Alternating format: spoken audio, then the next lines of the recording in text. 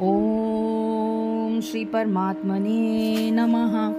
चंचलं हि मनः कृष्ण प्रमाथि बलवदृढं तस्याहं निग्रहं मन्ये वायोरिव सुदुष्करम। यानी चंचलम यानी चंचल, ही यानी निश्चय ही, मनः यानी मन, कृष्ण हे कृष्ण, प्रमाथि विचलित करने वाला या शुद्ध करने वाला, बलवत बलवान, दृढ़म दुराग्रही हठीला, तस्य उसका, अहम मैं, निग्रहम वश में करना, मन्ये सोचता हूँ, वायु की, इव तरह, सुदुष्करम यानी कठिन।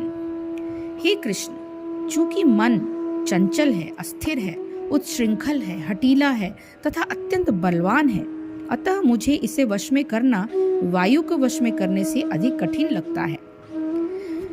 मन इतना बलवान तथा दुराग्रही है कि कभी कभी यह बुद्धि का उल्लंघन कर देता है। यद्यपि उसे बुद्धि के अधीन माना जाता है, इस व्यवहार जगत में जहाँ मनुष्य को अनेक विरोधी तत्वों से संघर्ष करना होता है, उसके लिए मन को वश कर पाना अत्यंत कठिन होता है। कृत्रिम रूप में मनुष्य अपने मित्र तथा शत्रु दोनों के प्रति मानसिक संतुलन स्थापित कर सकता है, किंतु अंतिम रूप में कोई भी संसारी पुरुष ऐसा नहीं कर पाता, क्योंकि ऐसा कर पाना वेगवान वायु को वश में करने से भी कठिन है।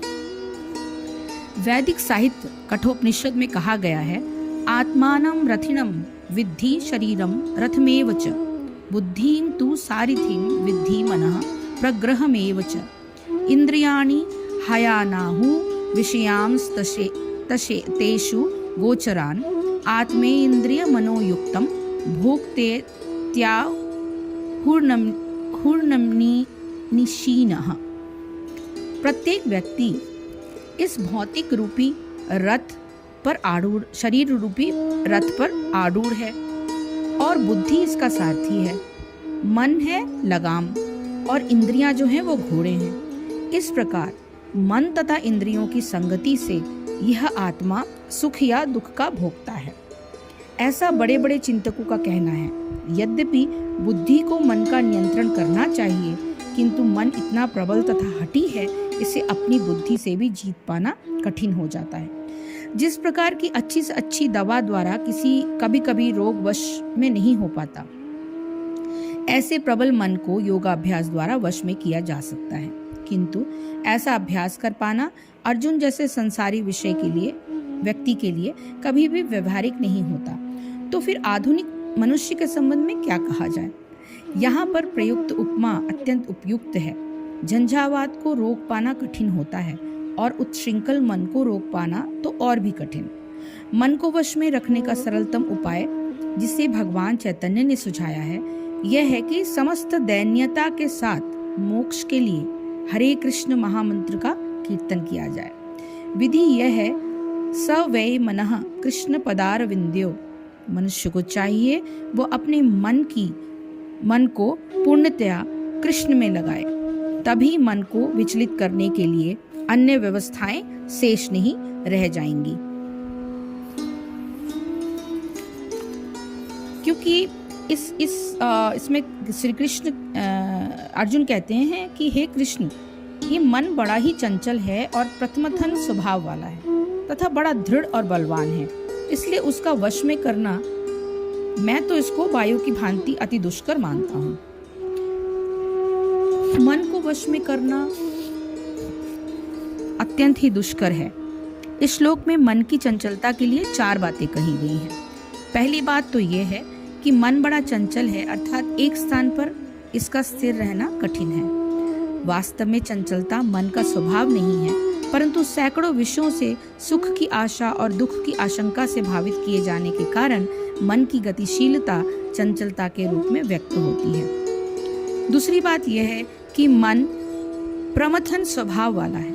यदि किसी एक स्थान पर इसको स्थिर भी कर दिया जाए, तब भी मथानी के सदृश उसी स्थान पर रहते हुए इधर उधर घूमता रहता है। तीसरी बात यह है, इसको बहुत दृढ़ बताया गया है कि जिस बात को यह अपने सोचने की पकड़ में ले लेता है, फिर उसे आसानी से नहीं छोड़ता। उस विषय से हटाने पर भी बार बार उसी विषय का चिंतन करता रहता है। चौथी बात यह है कि मन बड़ा बलवान है। नीति शास्त्रों में कहा गया है कि हाथी को वश में कर लेना सुगम है, पर मन को वश में कर लेना सुगम नहीं है। मन के उपयुक्त वर्णन से ऐसा लगता है कि मन को वश में करना लगभग असंभव सा ही होगा। इसलिए अर्जुन ये कहते हैं कि जैसे वायु के इधर उधर चलने को रोका नहीं जा सकता, उसी प्रकार मन को रोकना भी अत्यंत दुष्कर है। परंतु वास्तव में जितने दुर्गुण मन के बताए गए हैं, बुद्धि के निश्चय की दृढ़ता से यही मन के सद्गुण बन जाते हैं। मन यदि चंचल है तो ये आशा बांधती है कि अभी यदि यह विषयों की ओर दौड़ रहा है तो प्रयत्न करने से बहुत संभव है कि भगवान की ओर दौड़ना शुरू कर दे। प्रमथन स्वभाव वाले दृढ़ और बलवान होने के कारण ये आशा भी बांधती है कि यदि इसने एक बार भगवान के चिंतन का आनंद पा लिया तो फिर जिस प्रकार अब तक विषयों को ग्रहण करता रहा है, उसी प्रकार ये भगवान को भी दृढ़ता से ग्रहण कर लेगा। ये कैसे संभव होगा, इसको बताते हुए भगवान आगे के श्लोकों का वर्णन करेंगे। हरिओम तत्सत, हरिओम तत्सत, हरिओम तत्सत। जय श्री कृष्ण, जय गुरुदेव।